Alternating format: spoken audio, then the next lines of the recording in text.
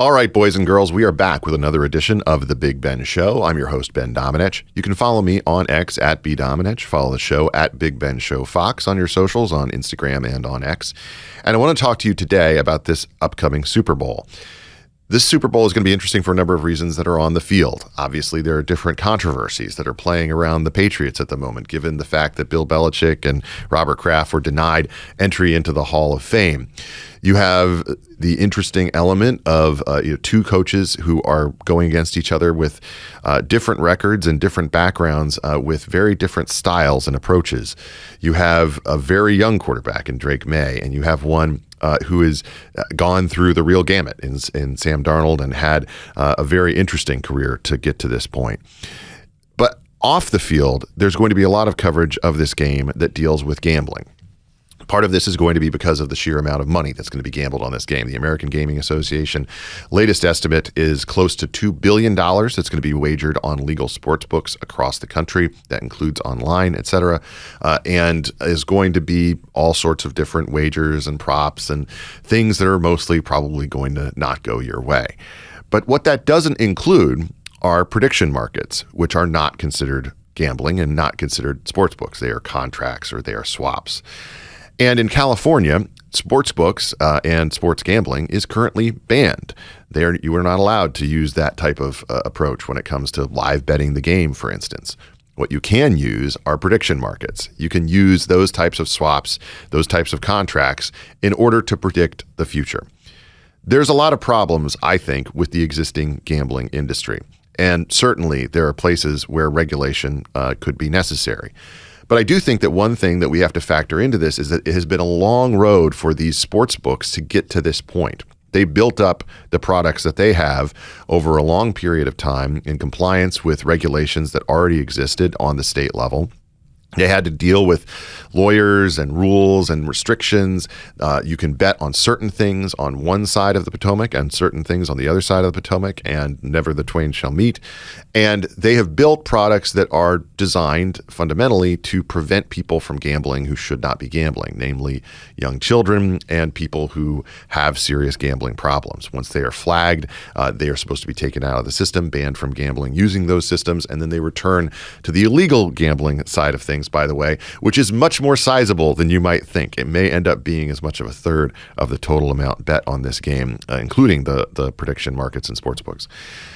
This is something that I think we need to understand as a moment where you have certain elements of the marketplace who have navigated these regulations, gotten to a point where they have an established product. And then you have others who basically had the floodgates opened by the federal government because of the way that they are regulated at that federal level.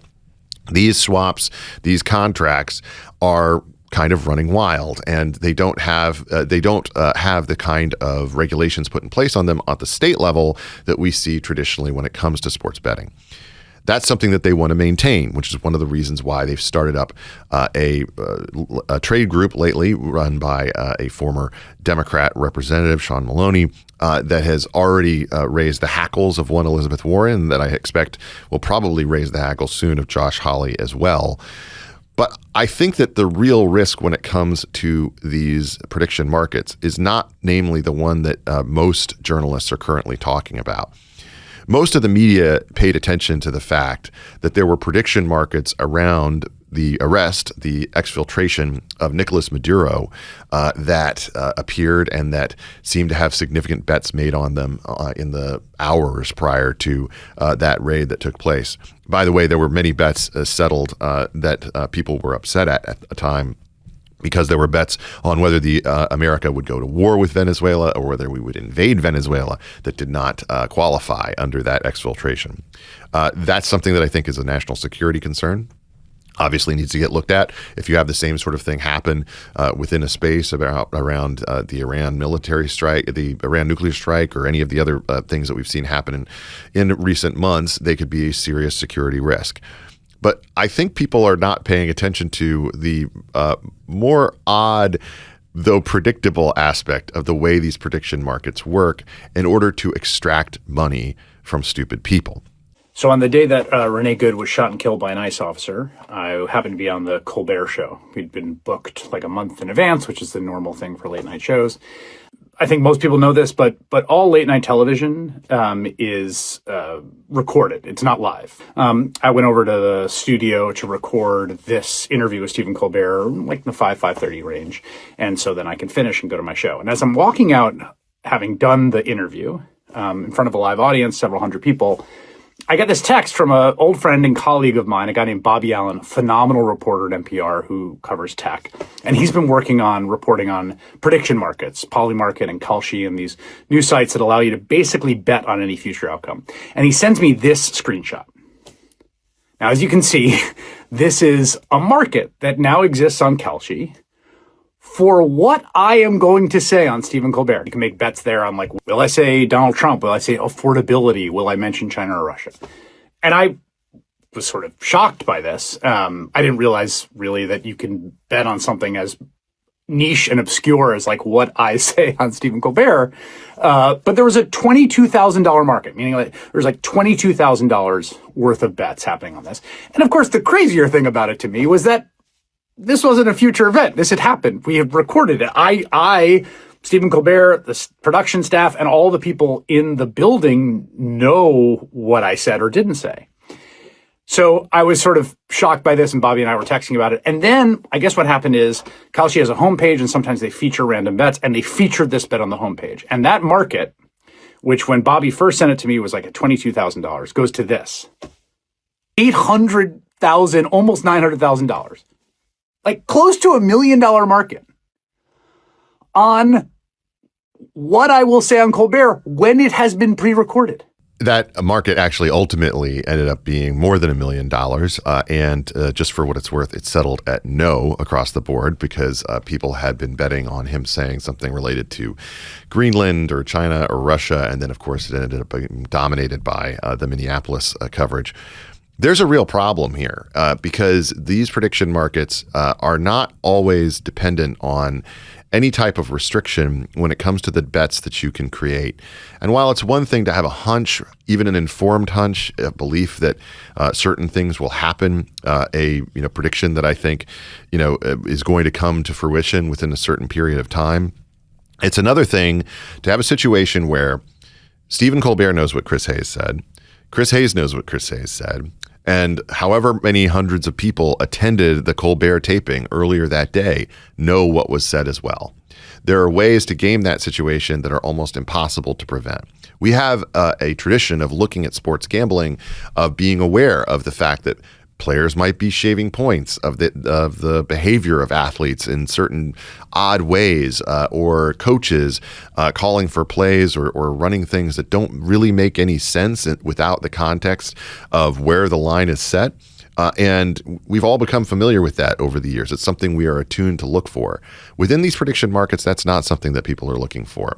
I thought it was interesting that the NFL, in the advance of this Super Bowl, announced that they would not allow any type of ads to be purchased by any of the prediction market companies during the game. I think that's an indication that there's going to be a regulatory swing on this.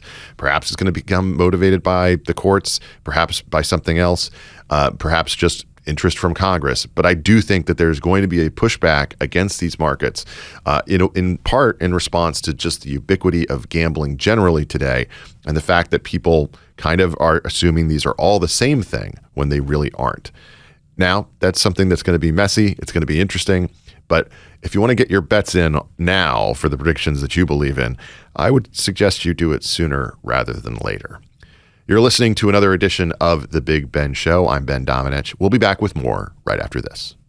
Happy to be joined today on The Big Ben Show by Lydia Moynihan, a correspondent for the New York Post. You can follow her on X at Lydia Moynihan. Lydia, I first have to talk to you about one kind of ice and then the other kind of ice. Has the warmth of collectivism dealt with the situation in New York as it relates to ice and trash by now? It's amazing. Every day I go outside and there's a bunch of girls wearing Hot Girls for Mamdani who are just there shoveling the snow, handing out coffee. It's been really beautiful to see just how socialism has transformed New York City in a matter of weeks. No, you can't even make it up. It's like the utter incompetency is on full display. It took me well over an hour to get downtown yesterday because where I live, there are normally 4 lanes. They have been condensed to 2 lanes because there is snow in the other lanes. So traffic can't flow. Walking around, you feel like you should get an award for climbing to Mount Everest because literally these snowbanks are like 10 feet. I mean, it's unbelievable. I've never seen anything like it. And the garbage. Anyway, I could go for a long time on this, Bet. I know you have many topics to get to, but truly the quality of life, like the tax bill hasn't even hit, and the quality of life has gone down so much. One thing that always sticks out to me about this, and I've seen this happen before, is during Republican administrations, whether it's running a city or whether it's running a state, if the response is poor, everything gets laid at their feet. There was a year where there was a poor response, at least initially, on the part of the Virginia VDOT, and everyone, including the Washington Post and others, were going after Glenn Youngkin, blaming him for it, even though it had been a situation where it was like the plan of the predecessor. He hadn't been around that long, et cetera. In this situation, though, are people actually blaming Mamdani for the fact that the city is incapable of handling it? Because here in Virginia, they certainly aren't blaming Spanberger. And even though people are complaining about D.C., there's no big call, put this at the feet of Mayor Bowser. Yeah, look, I mean, I live in an echo chamber, so everyone that I know is certainly complaining about it. And anecdotally, even a few people who were Democrats are now literally just in the last few days have bought places in Florida. So I hope there's some sort of recognition because people seem so close to kind of getting it, where girls are complaining on Instagram and TikTok and, oh, look at there's garbage and there's snow and this is so annoying. And I hope that they can make that kind of final leap that like actually government does impact your quality of life. And it's kind of astonishing to me to think about the outrage that we have seen following the death of Renee Good and Alex Peretti as a result of ICE, the federal law enforcement. But there's actually been 16 people here who have died in New York since Mamdani took over because of his compassionate policy. So he ended this policy that was in place under Eric Adams, where if there was really inclement weather or freezing or heat, whatever, you could force homeless people to a shelter, to a place where they would be safe, right? And bear in mind, most of these people on the streets are not well. They wouldn't be there if they were. And so Mamdani, in his infinite wisdom and compassion, decided that he should end that policy and make sure that people have agency. So that meant that you had police and other folks going around telling people who were homeless, addicted to drugs, hey, you should go inside to this safe shelter where we're going to take you and make sure you have food and housing. And they refused and they died. They froze to death. So the 2 ICE deaths, Renee Good and Alex Peretti, everyone knows their name. It's getting a ton of attention. The 16th deaths as a result of snow and ice here in New York City have not gotten attention at all. The thing that happens, I think, sometimes is when you have these pie-in-the-sky folks come into office who have no experience running anything, as Mamdani does, they can promise everything till Election Day. But when something bad happens, when there's chaos in the streets, when there's criminal activity, or when there's something like this, a natural disaster, effectively, their level of response, their inadequacy for it, is something that can really change the minds of a lot of people. Is there any possibility you think that happens? Or are most New Yorkers in such denial that they're still going to stay invested in the idea that, no, it's still good, we'll just figure it out, we'll blame it on someone else, et cetera? Yeah, I would like to be optimistic and say I hope people wake up. What's interesting, though, is if you look at the voting numbers, I think the people who've been here a while, I've been here in New York over 10 years, they kind of get it. They've been here long enough to see what the city was like under a few different administrations. And some of the people I know who voted for Mamdani now are moving back home with their parents or leaving the city. And so we saw that he was really overwhelmingly supported by people who'd been here less than 5 years. So the fear, of course, is that those people are cycling in and out constantly. They're going to move the needle when it comes to voting and who wins the election. And they aren't really there to stay and suffer the consequences. I saw no advocate on my own Instagram feed who was stronger in favor of Mamdani than a woman who lives in California who even went there to campaign for him. So let's shift to the other ICE. Tell her she can come pick up the trash now. I'm sure she'll love that. Yes, that'd be great. Let's shift to the other ICE. You've had a situation there where you've had the president weigh in and send the brigade of Homan and sort of a new echelon of people into that scenario, and it seems to have tamped down a bit on the kind of chaos, the kind of concern that a lot of Americans have had about what they've been seeing. Is this too little, too late, though? Is this a situation where the ICE tactics that were used in Minnesota are going to be an effective campaign issue for Democrats, all the way till November? Or is it the type of thing where if the president can have the indication of, well, maybe some things got out of hand, but we reasserted control, and now we're doing policy according to the wishes of most Americans, which they, according to most polls, they still want to see, illegals deported at the levels that, helped support President Trump win this second campaign, win the first one as well.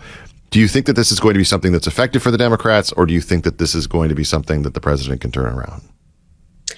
It seems like even in the last few weeks, despite photos of reenacted Iwo Jima there in Minnesota popping up, I do think the temperature has been cooled a little bit. And it's kind of interesting. As soon as one political party does something that seems a little extreme, the other political party says, hey, hold my beer, right? So we thought the media was portraying ICE is being too aggressive. And then next thing you know, there's protesters raiding a church, screaming at children their parents are Nazis and going to burn in hell. So I actually have a lot of confidence in the left to do something crazy in the next few months. And I think what we've seen in Minnesota is it's sort of impossible when you have these people who are just dedicating their lives and their entire being to trying to take down ICE and this massive database tracking people. And I mean, some of the footage that's come out even just this week, a white woman calling a black ICE officer the N-word. So I have a lot of confidence that the left is going to continue to show just how insane they are. And so I think, Tom Homan seems like such a reasonable, smart guy. He's not out there trying to be glamorous or get a good photo op. He's very much an under the radar, do his job kind of guy. And because I think he has that breadth of experience, right? He understood what it was like working under Obama, trying to coordinate with the various prisons and the jails. And so it seems like even there, he's gotten some of these jails to maybe be willing to coordinate with him and hand over some of those folks. So, I mean, we'll just see how it plays out. It's interesting today, they're taking 700, I think, personnel away from the state, which to me would suggest that maybe they feel they don't need that many people. And then I was also encouraged, and I think this is something hopefully everyone can be glad about, that DHS officers are now going to have body cam footage as well. And so hopefully there's no more incidents where people are killed. And of course, those are tragic incidents. No one wants to repeat that. So hopefully at least the awareness that all of this is going to be captured, all of this is going to be footage for the public to consume. Hopefully that discourages anyone from getting too aggressive. Kristi Noem's Glam Squad apparently doesn't come with the job, though I don't really know that I would like to see what they would do with Tom Homan. Yeah, I think his hair would look a little different. I just have a feeling. The thing that I think is going to be really a challenge for this is that the president and his party seem to have different attitudes toward it. The Republicans on Capitol Hill seem to be dodging questions from journalists. They don't really, most of them have not been, strong defenders of ICE on this. They've been kind of happy to avoid as much as possible, trying to support these officers who are trying to, actually bring the law to bear against people who've broken it. I'm concerned, though, that that's going to be an attitude where they're basically whistling past the graveyard of the November election, that they need to find a message that actually resonates with voters on this, that is going to be responding to the obvious questions they're going to receive or be challenged by in debates in the fall, What do you think that message really ought to be for Republicans on Capitol Hill who are trying desperately to buck historical trends and hold on to power? Right. There's so many moving parts there. I think the DHS press office and Tricia McLaughlin have done a good job just trying to highlight, here are all of the, as Trump would say, bad hombres that we've been deporting. And I think that's what you just need to keep focusing on, because normie political Americans don't want those people in the country, right? And there are a subset of people in Minneapolis who seem to be thrilled to have rapists stay here, but most Americans do not want that. And so the more you can say, today we deported this guy who's a child rapist, that resonates with Americans. And so I think we just need to continue to hit that home. And I also think, a lot of people in the MAGA base were sort of upset to see that Trump didn't invoke the Insurrection Act. But I think we need to have a broader view of this. And instead of going to a place where we know there's going to be so much conflict, focus on Texas, focus on Florida, focus on red states and deporting people there where you're going to be in a friendlier territory. We only have so many resources. Allocate those in jurisdictions where you're going to have people who want to cooperate. So again, I think the more they can say, we've deported this guy, we've deported that one, the numbers themselves are really impressive. But of course, it's challenging to point to that when you are combating a news cycle that's happening on social media where, women are posting photos of a sad little child with a Spider-Man backpack, and that's the only thing they know. And every time that you get more context to a story, you find, oh, okay, well, that little boy, Liam Ramos, was abandoned by his father when ICE came to get him. And so it's tricky when the left is so good at posting these photos that have emotion and immediately make somebody sad. It's tough to combat then those narratives and those feelings with the real truth. So I think the more they can get out, get ahead of it, and tell the stories of how what we're doing is actually benefiting Americans and making them safer, I think that can be compelling. But it's really hard because this has become such an emotional story for so many people that they just feel bad when they see a photo of a little boy and that's all they think about. They don't think about the rest of the public policy. It surprises me, quite frankly, that for the signature domestic policy that the president has run on, other than economic issues, that there wasn't a plan, better executed, perhaps not, but just a plan, other than holding up pictures of people to deal with what is an obvious leftist response to what they're doing. What do you think they should do? I think that they're. You talked about getting out ahead of it. I think they're fighting from behind, and I think that one of the things that really has to happen here is it can't just be administration officials who are holding things up in front of people. There needs to be much more coverage of the people who were affected in the first place by those who are being deported. There's a dearth of that. There's some of it that's out there. It's on this network. It's on a couple of other places. But you really have, how many people have heard the conversations with those who have been, truly subjected to horrible suffering thanks to those who were brought here illegally, allowed to come here illegally under Joe Biden? I don't think that there are a lot of those. One last question on this before we move on. That's a great point. The Democrats on Capitol Hill are completely dedicated to the idea that they are going to impeach Kristi Noem. I asked this question of Bill Melugin last week. I personally think they're going to impeach anybody who occupies that job, that it doesn't matter who it is. Given that, do you think that the president would be wise to replace her either before the election or after the election with someone who it will be harder for them to impeach? There have been names that have been thrown out there, including one Ron DeSantis from Florida, as a potential, replacement for Kristi Noem in that DHS role. It's a little harder to impeach a popular governor. Glenn Youngkin's currently out of a job. I doubt that he'd be willing to take that one because I think he's going to play it safe. But if someone like DeSantis was put into that role, do you think it would give the Democrats any pause about going after him, just given that he seems to be a harder target than Kristi Noem? Well, look, I think there's sort of two questions in there. One is, should he replace Kristi Noem? And there's obviously a raging debate around that. But the second question is, would they impeach anyone? And I think they would impeach anyone who sits in that chair, because what we're seeing is the radical left no longer wants to enforce federally enacted immigration laws. So I would imagine that if she leaves, they would absolutely just want to go after whoever is taking that slot. And we're seeing, lots of Ilhan Omar, a number of prominent folks who are basically calling to abolish ICE. And so they're just diametrically opposed to anything that DHS really wants to get done.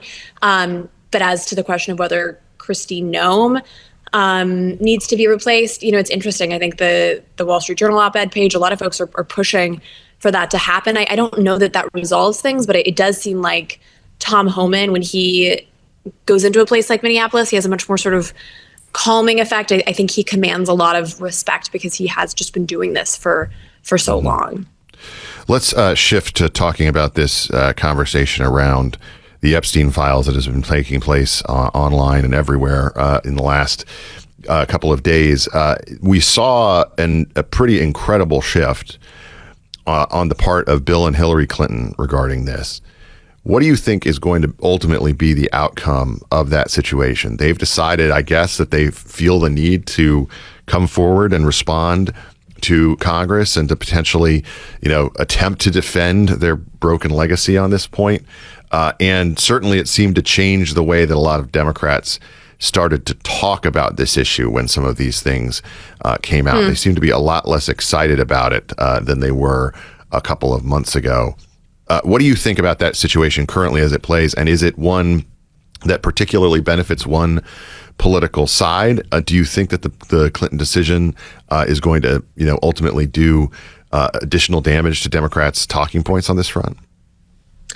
I think if and when it does happen, this is going to have more viewers than the Grammys did on Sunday. It's certainly going to be juicy. I think a lot of this is political theater, though, and I understand everyone's trying to score points. I don't like that approach to government, but I do think the Democrats were very critical of Trump on this front. And I said at the time, I think they're going to regret being so aggressive on this, because the fact of the matter is Epstein was a Democrat and primarily gave to and associated with Democrats. So Stacey Plaskett, Reid Hoffman, there's a lot of notable Democratic names who are in those files.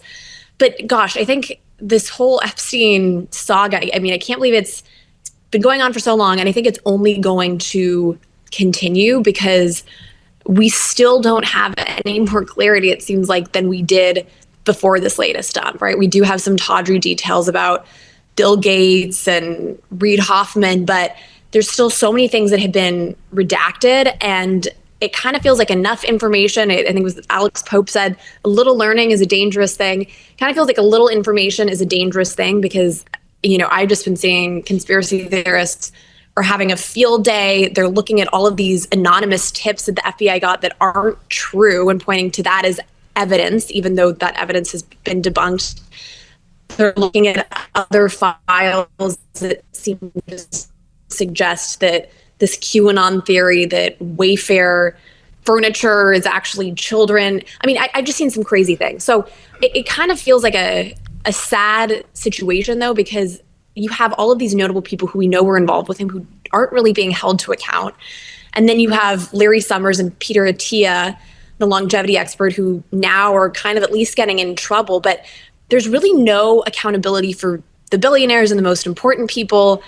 And I don't think there will be. And it's just kind of a sad commentary on our culture and our society that they were all friendly with him and there's really no accountability for them. And there's still no accountability or justice for the victims. And they were hurt in this dump. There were 43 women who their names should have been redacted. They were not.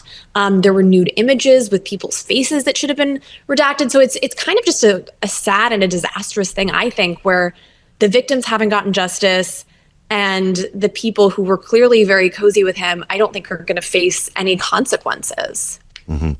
It seems like the biggest consequence is coming down in the UK, where Peter Mandelson has resigned his lordship.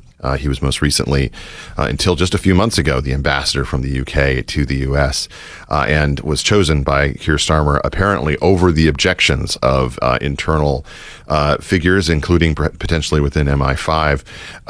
there are even rumblings that, and just for people who don't know what's going on there, while there are also creepy emails and other things that are in there, the real thing that people are seizing on is that Mandelson apparently was giving Epstein enormously valuable information under Gordon Brown, information that could have benefited him and his clients significantly when it came to their financial decisions, warning him about certain policies that were going to be put into place well in advance. And that's something that has Keir Starmer on the hot seat. Is it going to be a very weird outcome if the biggest political fallout from all of this is mostly in the UK just because of the nature of their systems as opposed to ours? Yeah, and of course Prince Andrew has been stripped of his title, and Yep. I think many of his benefits he had to move out of a palace. I wonder if, in the UK, they do have sort of more of a monarchy, and there's been this concept of sort of noblesse oblige too, where I think nobles are expected to behave themselves in a certain way. And I guess maybe we don't have that same system here, but you make such a good point that people in England are experiencing consequences. And here, the most consequence we've seen is Peter Attia is no longer on the board of a protein bar company. It's, I don't know. It seems weird. I don't know. I don't know what to make of all of this. But yeah, England, I guess in that one sense, they have it together. Is that fair? One of very few, potentially. No, I think this could actually be something that takes Starmer out, if only because he is very unpopular, and they look at the election coming up ahead, and I think isn't that wild? You can legalize marrying your cousin and no one cares, but you're in the Epstein files, and that's a bridge too far. One last question for you, Lydia, before I let you go. I think that you have done yeoman's duty going on CNN and arguing with some very stupid people. I wonder what your process is when it comes to preparing for doing battle in those scenarios. Is it something that you have to really prep for, or do you find that it just comes naturally? No, it does not come naturally. No, it's actually been really fun and sort of challenging, because you have to anticipate all of the questions and sort of the holes that somebody might poke into what you're going to say, and truth merits inspection. So I feel like I've actually gotten to learn a lot more and kind of understand policy implications and whatnot. So it's fun, and I've actually started to really enjoy it, because I think a lot of folks live in echo chambers and they haven't heard another perspective. And so I feel really fortunate, and I'm appreciative of them sort of for facilitating that dialogue, that I can go on and say these things. And I think for some people that might be the first time they've ever heard an alternate viewpoint. Mm-hmm. You can follow Lydia Moynihan on X at Lydia Moynihan. She's with the New York Post. Lydia, thank you so much for taking the time to join the Big Ben Show today. Thank you so much, Ben. Love the show. Love your wife. Great to be here with you. Great to see you. Happy to welcome to the Big Ben Show today Dallas Sonnier. He's a film producer. You can follow him at Bonfire Legend on Instagram. And he played a key role in the production of a recent release from the Daily Wire that I want to talk to him about today. That was an interesting approach, let's say. It got a lot of attention for being the project attached to Daily Wire as being something that they were doing in a real and sustained way to produce something of a high quality. They've done some movies before, but this was a TV series, and it is telling the story of Stephen R. Lawhead's Pendragon Cycle. Dallas, thanks so much for joining the show. First off, I want to just ask you, can you give our listeners a little bit about your background, a lengthy one, within the film industry? Sure. I grew up in Dallas, Texas, in Highland Park, and fought my way into USC Film School at an early age, and ended up staying in LA and built my business out there. I was a manager. I helped discover Greta Gerwig and Leslie Headland and all types of fancy Hollywood people now. And I transitioned into movie producing about 15 years ago with my client, Stone Cold Steve Austin. And we made a bunch of really great, fun action movies up in Vancouver. And then I took that experience and I made a movie called Bone Tomahawk with Kurt Russell. And that really set my career off into a new stratosphere. And over the next 5 years, I made movies with Mel Gibson and Vince Vaughn. And of course, I caught the attention of Ben Shapiro and the Daily Wire, and made a move during COVID to go join them in making a movie industry for conservatives, and it's been a blast, and we're going on year 6 now. Mm-hmm. You have obviously worked within the industry at a time when a lot of those throwback violent action movies were not really the kind of thing that people thought audiences were looking for, or certainly not the kind of things that they wanted to make within Hollywood. Why was that type of approach something that both you thought would be a success and that found certainly an audience of significance, well beyond the level of, cost associated with a lot of the movies that were being made? Yeah. Well, I think everything can be explained today with the Colin Wright meme that Elon keeps tweeting, which is the left just keeps moving further and we stay the same. Mm-hmm. I don't think I've changed at all. I don't think my movie tastes have changed. These are the movies my dad took me to see in the 80s and 90s. These are the stuff I've loved for years. And so I'm simply making the movies that I want to see in the marketplace because very few people are making them anymore. I mean, certainly there's an uptick in better movies over the last year or two, but it's been a drought for over a decade since woke and BLM and all the craziness that's come into the world. And so this was an act of defiance. It was a counterculture movement at the time, and it's been a blast. And I lean into it. Right at the same time, you got to keep the budgets low because you have to reach an audience in a different fashion. And so that's been one of my hallmarks is kind of these amazing action movies with old school movie stars that conservatives recognize pre-2008. If you became famous before Barack Obama, you'll always be famous in the conservative world. And so it's been a blast. I make them for commerce, but also for art, and it's a wonderful mix. I'm really proud of them. I want to talk about the series a bit, but first off, there's obviously a genre gap there and everything that you were just talking about. Meaning, yeah. I don't see a lot of sword and sandal, kind of fantasy epics in your background. Yeah. Why was this something that you were interested in beyond just kind of working with a political ally? Sure. I became, over the last 5-6 years, essentially Daily Wire's partner in all things movies and premium content. So I produced and executive produced the Matt Walsh documentaries. I produced all the Daily Wire movies. I helped them build some of their kids' content, everything like that, and was so close to Jeremy Boring over the last 5 years and really his movie partner. And he kept saying to me, there's this book I read when I was a kid and I really loved it. So kind of without telling him, I just went and got the rights and optioned the Pendragon Cycle novels. And then I came into his office and said, surprise, I got them. And he was so shocked. And then, of course, we put the plan together and things like that. And the production was wonderful. But it really started from Jeremy saying over and over again his love for the Pendragon Cycle, and then me going out and sort of, optioning the book rights. No offense to Jeremy, but he sounds like a spouse implying what they want for Christmas. That's right. I knew what I had to get him. In an era, before we get into the series, in an era when there is such a demand in Hollywood for IP that has any kind of existing fan base, IP that, they can basically go in and make an argument to executives. This is going to be something that will find an audience just based on the success before. Yeah. Why were you able to buy something like that? Isn't that something that on a certain level, Netflix should have snarfed up, Amazon should have said, hey, we'll do, a cheaper version of, we'll take 1% of the budget that we're going to spend on Rings of Power and throw it at this and see if it sticks. I mean, it's kind of surprising, right? It really stems to the ideological bankruptcy of Hollywood executives.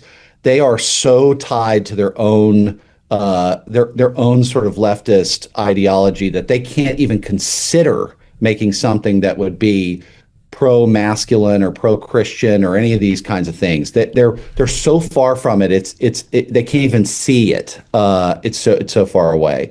Mm-hmm. And also they are in a terrible feedback loop with themselves, and so they get complimented at parties and at lunches and all the business meetings for doing these types of projects like Rings of Power by taking something beloved by Christians and conservatives and absolutely destroying it.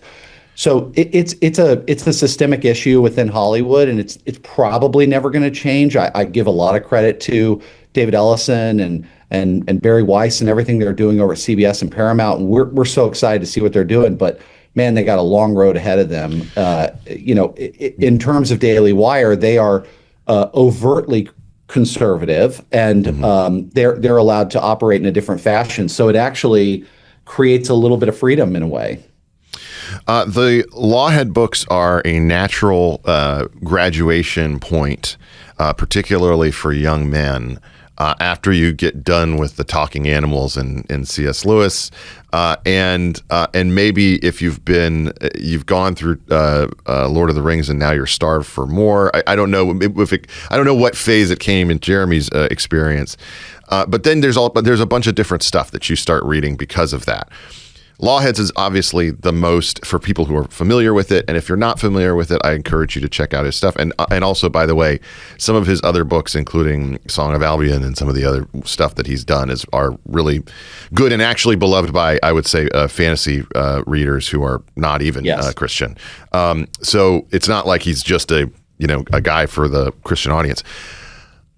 But one thing that I think is sort of a challenge in that situation is his books are darker than while there's violence and things like that happens in C.S. Lewis, and certainly Lord of the Rings has a significant amount of violence. For adapting to a Christian audience, or primarily Christian audience, I would assume, something like this, they're going to be uncomfortable with some stuff that's in those books. And so when I heard that you were adapting it, I was like, I wonder how he's going to deal with these scenes. Now, you haven't necessarily gotten to those scenes as far as I've seen yet, but how much of that process kind of went into this of saying, how do we meet our audience where they are if they're expecting this to be some kind of C.S. Lewis thing when it's really a little bit of a nod toward grimdark fantasy and stuff like that? I think Jeremy, in particular, Jeremy Boring, did a good job over the last 5 years explaining to the Daily Wire audience that he's going to challenge them. And I think that now in their new era, I think that they're continuing to approach things that way. I think that we get it from the right and the left. We get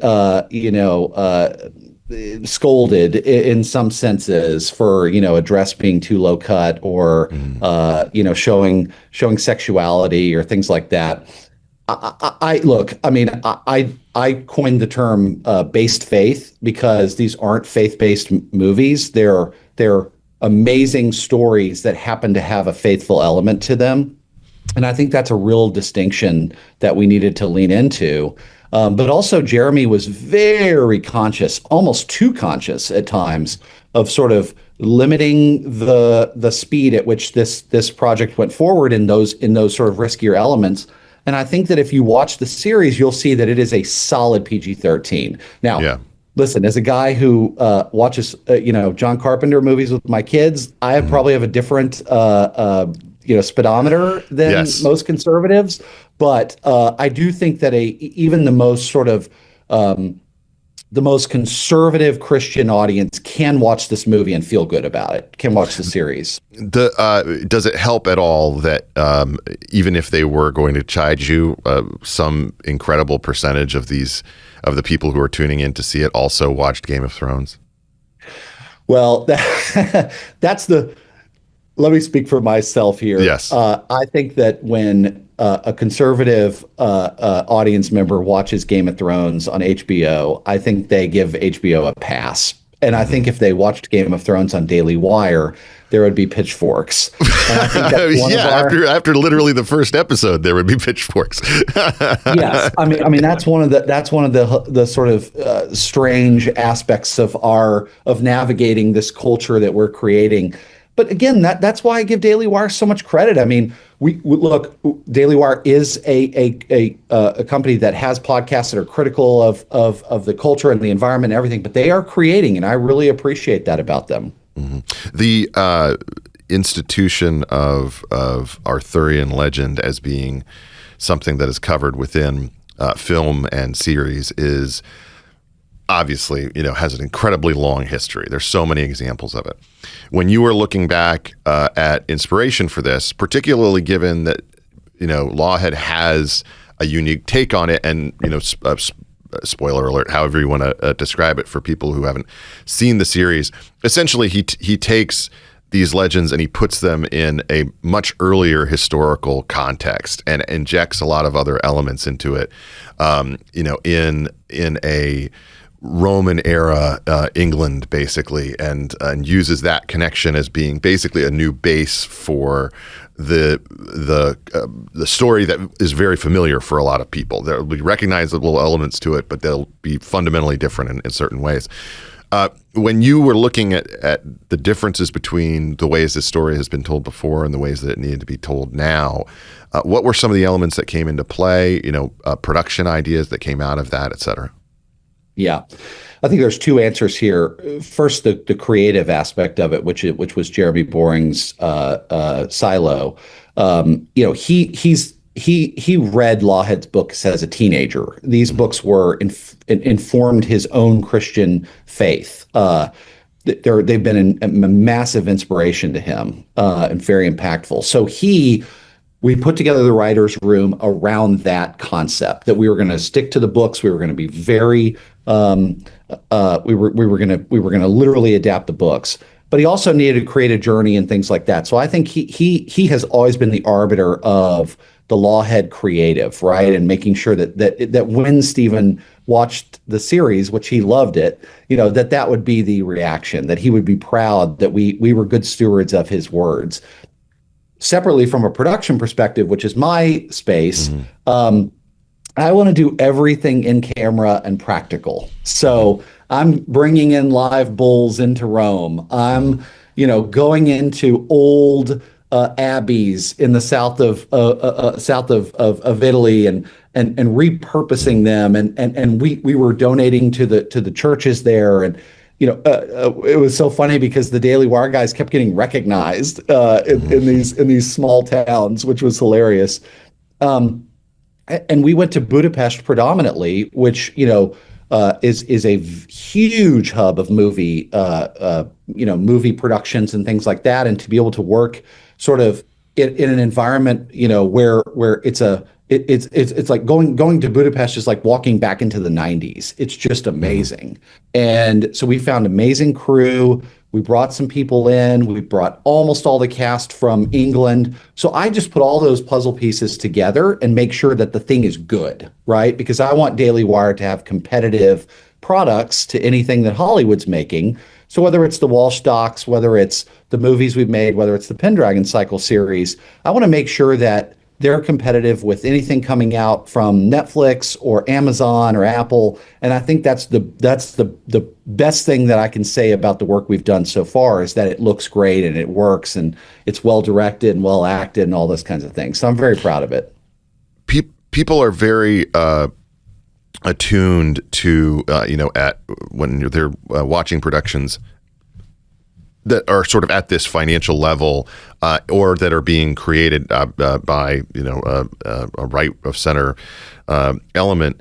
They're very attuned, I think, to cutting corners and using bad CGI or AI slop or something like that to create what you were doing. You mentioned about how much you value practical effects, and if you're a Carpenter fan, of course, that would be true.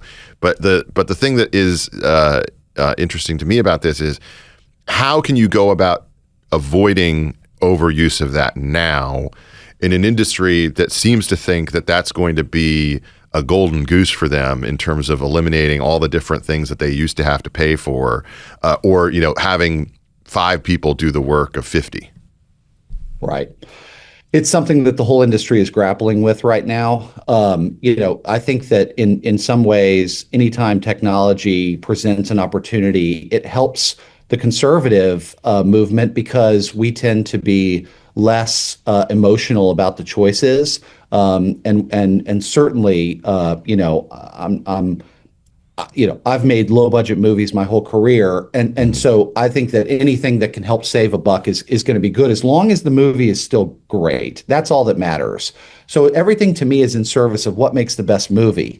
If that means that there's a visual effect, then okay, we'll go do that. But I've found for the most part that the best way to make a movie is in camera, practical, and it's also the cheapest if you know what you're doing. So you're never going to see any CGI muzzle flashes in my movie. You're never going to see any CGI blood if I can avoid it. You're never going to see CGI animals. You're just not. And that means a lot to the audience. Now, we're always looking for new talent. Our bench of talented writers and directors and everyone is so short. Not because they're not conservative or they don't want to work with us, because the effects of cancel culture still exist out in the ether, and people are really nervous about it, especially now that we're entering this sort of new George Floyd moment with the ICE raids and things like that, where everyone's just totally freaked out and doesn't know what to post and everyone sort of feels like they're retreating in a moment where we should be showing strength and leadership. So I think one of the benefits of the things we do is we plant our flag. We're conservative movie producers. We're making movies for a conservative audience. Come be a part of it. Come be. Maybe you can get paid more at Netflix, but at least you're going to have fun and make something you're proud of. You mentioned the short benches. Of those short benches, what is the area that is of the most concern at the moment?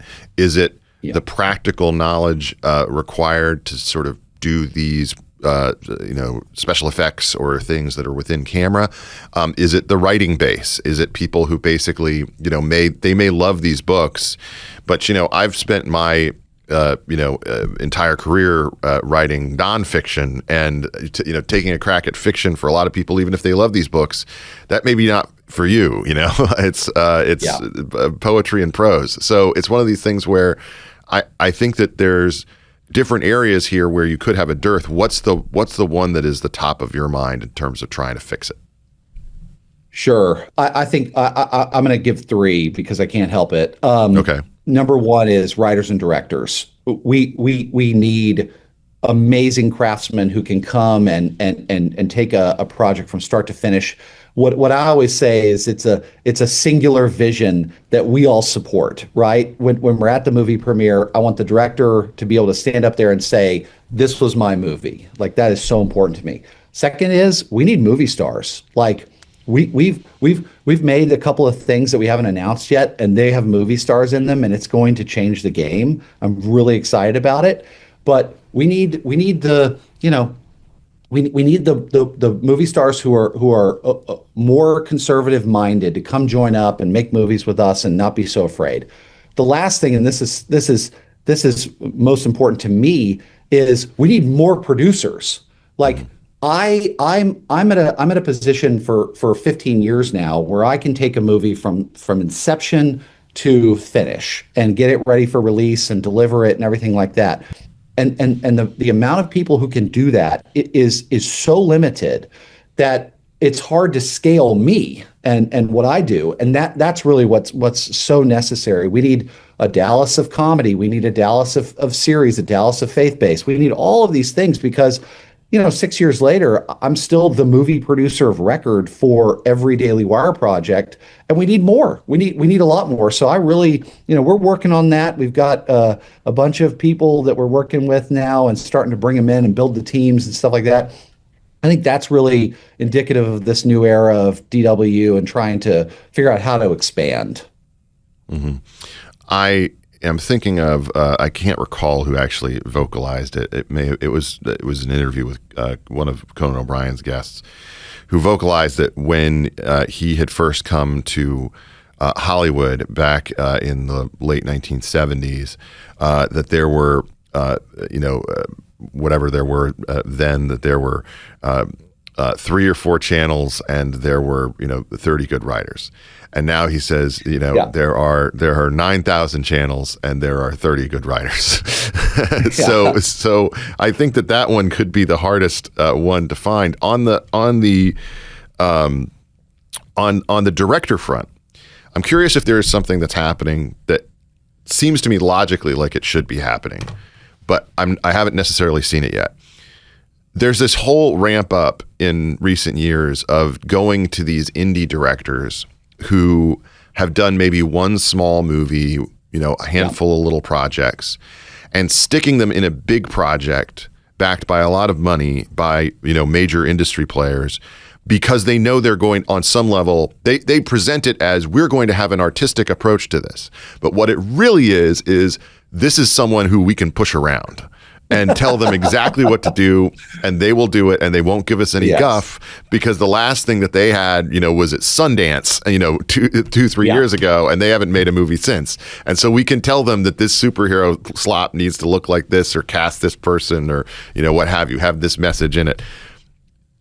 Has that led to the next logical step? Because it seems to me the next logical step is those indie directors basically saying, well, this sucks. I should maybe go work with somebody who's actually going to let me put my vision on something.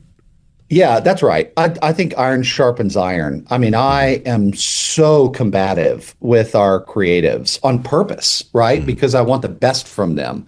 And they know that, to use a lefty's favorite term, they know it's a safe space, because I'm there to support them, but I am going to push them and challenge them and make them work as harder than they've ever worked in their lives.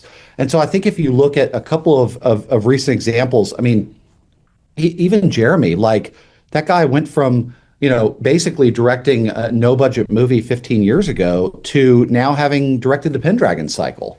Mm-hmm. And in the case of the Pendragon Cycle, the other directors are all of note, right? Jesse V. Johnson was a great action director, mostly working in the on-demand space. And we brought him in, and he did all the action scenes of the battles at the end, spoiler alert. And then Ryan Whitaker, who had made a small independent movie, wonderful movie called Surprise by Oxford, he came in and did the next 3 episodes, which you're about to see. So, and then Travis Mills, who's making 12 no budget westerns in the middle of COVID, we bring him in, and now he's directing the Pendragon Cycle and has Frontier Crucible out, which is Armie Hammer's return to the saddle. So there's all these great examples. We're doing it.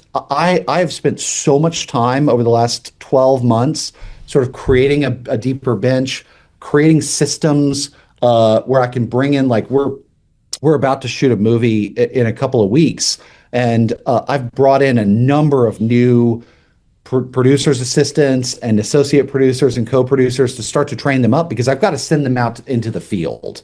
And they have to learn my system and then be able to take it and run with it. So yeah, it's a big part of it. But yes, especially for the directors, I think they're going to want to come and make movies right now. When we say we're going to make a movie, we just go make it. No, we don't sit around and have meetings about meetings and talking to oblivion about development, script notes, and whatever. Well, let's like something. Let's go make it. Talk to me about the distribution model here. The purchase of Warner Brothers by Netflix is something that I despise as someone who's a fan of the theater experience and of the kind of movies that Warner's has made over the years. When people were talking to me about, well, it's, all these IP and stuff, I just, I point out to them, it's not just the IP. Warner's released 7 of the top, 25 movies this year, and they were a variety of movies. Like some of them were, family friendly things that I took my kids to, and some of them were, interesting movies that, obviously that have gotten award nominations and the like. They're still one of those places that's invested in theaters and not just for, the IP, kind of run it safe kind of thing. Netflix, I think, is going to kill that. I believe that they're going to kill it gradually, but because they might not get away with it at first, but I think they're going to kill it. Do you believe in going back to theaters? Do you believe in having releases in the future, and it could be select, but you pick the right one that you think is going to work, and you put it back in the theater experience? Because I'll tell you, there were several, and this is something I pay attention to with young kids. There were several months this year where there was 1, maybe 2 kids movies released, and the number of them that were any good, were pretty low. In fact, I mean, there was I think it was October or something, and even industry people, at Puck and at the Ringer were pointing out we have had a dearth of releases in kids movies that we haven't seen historically in a long time. So does something like that, on your radar, end up in a theater experience? I think that theaters are in big trouble. I think that as a purist myself, of course, I go see 25 to 30 movies in theaters every year. Yeah. And in fact, take my kids as much as I can, and my kids love the movie theater. And so that it's just specific to the family, right? Their dad's a movie producer. Of course, they love movies. Yeah. So, but we often go and they're empty. They're just empty. And it's really a shame. And AMC has so much corporate debt that they probably can't get out from under it. Cinemark's in a better place. Regal, I'm sure, is fine. But it's bad. I think the movie screens are going to shrink, and I think it's going to become a more sort of coastal. You go to New York for Broadway kind of thing. I'm really worried about this. It generates so much excitement and community excitement getting someone to the movie theater, and they feel like they've experienced this with people and all kinds of stuff that I'm just not sure happens at home. I will say there's a couple of experiences that I've enjoyed recently. Took my boys to the opening night of Minecraft, and it was a blast. And you saw those videos of the kids throwing the popcorn and whatever. We were in one of those theaters. And you say, well, that's not the way you're supposed to watch a movie. Yeah, but things are changing. Like bring it on. Like I thought that's the most fun I had at the theater in a while. And then this past weekend, I took the boys to see Iron Lung, or I should say, they were like, Dad, we're going to Iron Lung. Please take us. The Markiplier movie. Yeah. And the theater was really crowded, and we had a great time. And the movie's 30 minutes too long, and it's a mess and whatever. But I was never bored. I thought it was pretty good. So I just think that the movie theater is going to become more of a premium experience. And we have to take every single release specific. I mean, you look at the success of Am I Racist, which came out in theaters and crushed, even in Los Angeles and New York. And you look at Melania and all the box office it's doing. Of course, that's theater related. So if there's anything we can do to protect the theater experience, I'm all for it. I'm just a little nervous that we're sort of past the terminal point. Yeah. The Alamo Elf show gave my kids little white balloons to throw during the snowball scene. So that's the level of dedication they have. So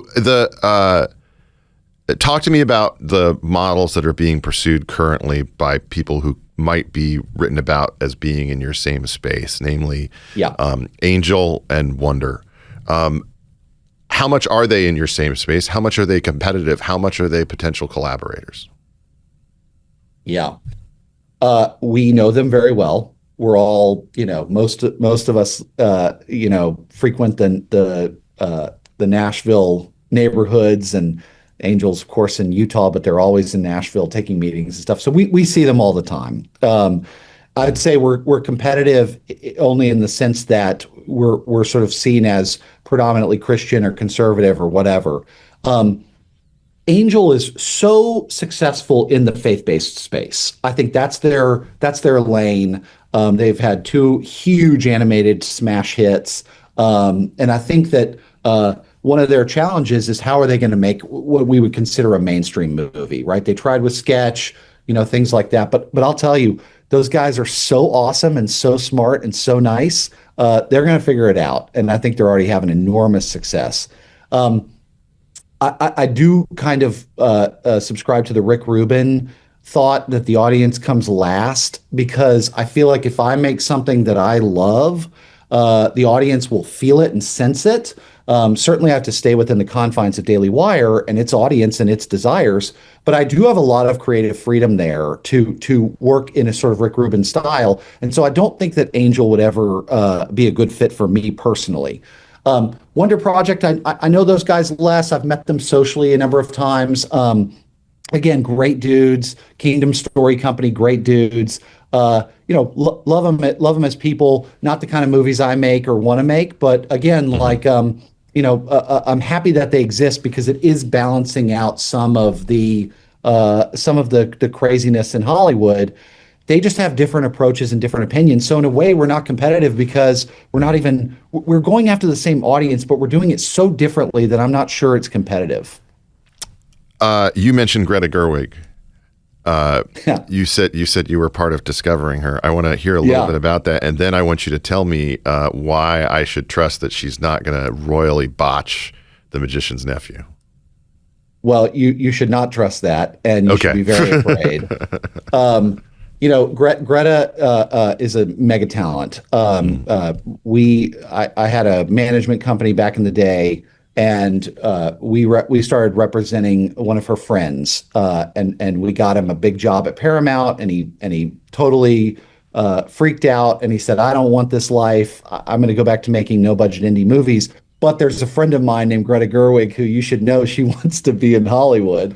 And so we met her and we signed her instead. And we were very much a part of helping push forward the mumblecore moment in that time of Hollywood. And so, as she sort of stumbled out of the gate with the Arthur movie and a couple of other things, I think she found her niche with Noah Baumbach and things like that. And they've made a lot of wonderful, wonderful movies. Barbie's not for me, but obviously anyone who's having success who I'm rooting for, that's great. But I am so nervous about the reports coming out of Narnia. And I think it's going to be a big problem for conservative audiences. The question is, will they give her a pass? I think the problem is it could end up in that like wrinkle in time space where where it's just like they're trying to make it for kind of two audiences and neither are satisfied, and it's just a tough. The other thing is it's a challenging story. Like, I mean, the one I probably would have told her to make, they couldn't do it because it's too politically incorrect, is Horse and His Boy, because that's a great little standalone, contained story. But there's some obvious reasons you couldn't do that. So, I do want to ask you in terms of looking forward to other projects. Now that you've done this in the lawhead space, do we have the possibility of slipping some actual grimmer bone tomahawk, brawl kind of, stuff in there? Or is there, let me put it this way. The thing that I would want you to make is to take some of the maybe not the main storyline because that's probably been bought, but take some of Joe Abercrombie's IP. I mean, some of that westernized fantasy stuff that is super violent, but really good characters and well written. Yeah. Do you feel like you have the space to do something that's along those lines now that you've done kind of this? Right. Well, so you will see the Pendragon Cycle gets hyper violent. Yeah, so just get ready. Yeah, well, no, it has just to. Get ready. Otherwise, people like me will be mad. Especially episode 3, 6, and 7. Oh my gosh, it's pure bonfire legend. But what I will say is two things. One, I got to make this amazing movie called Frontier Crucible, which is a throwback Western. Unbelievable. It's Thomas Jane, Armie Hammer, William H. Macy, directed by Travis Mills. Unbelievable. I would suggest everyone go check it out. It was kind of my violent vent, right? But then right now, if you go back in the Daily Wire catalog, there's a movie called Run, Hide, Fight. Mm-hmm. And it was the movie that I sold to them first. Unbelievable movie. Thomas Jane as well as in that, and just this amazing action movie set within a school shooting, and highly, highly recommend it. It's been a huge success for the Daily Wire on their platform and things like that. What I'm about to go do is another movie sort of in that vein, but even bigger and more hyper and insane, and people are going to lose their minds when they find out about this. So yeah. Yeah, I look forward to hearing about it. Last question before I let you go. you, I'm sure, have had to deal with hellish experiences when it comes to producing. And, producing in foreign countries, while it is, as you said, a throwback to the 90s, it does have its own challenges.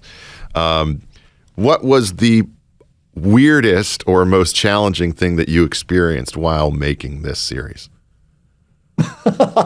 Well, okay, so we love our European crews. Uh-huh. God bless them. They were amazing, but they go home at 4:30 p.m.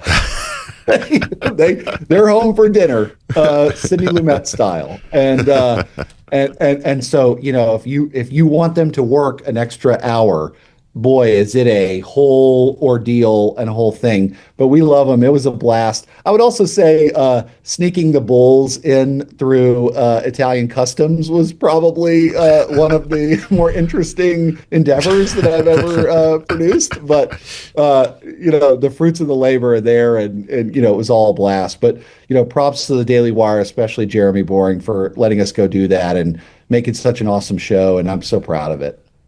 You do what you have to do. You can follow Dallas Sonnier at Bonfire Legend on Instagram. He's a film producer, and you can check out the Pendragon Cycle, The Rise of the Merlin on Daily Wire Plus that's streaming right now. First 3 episodes are out right now, I think. That's right. And people should check it out. It's a high quality, it's a Netflix quality production. I think it's something that's better than a lot of the TV series that I've started and left unfinished. Let me put it that way. On I will finish this one, certainly. Thank you so much for taking the time to join the Big Ben Show today. Thanks for having me. I want to follow up a little bit on one of the comments that I made in a prior episode about the situation as it relates to the Washington Post, which held meetings earlier today. Sorry, let me start it again.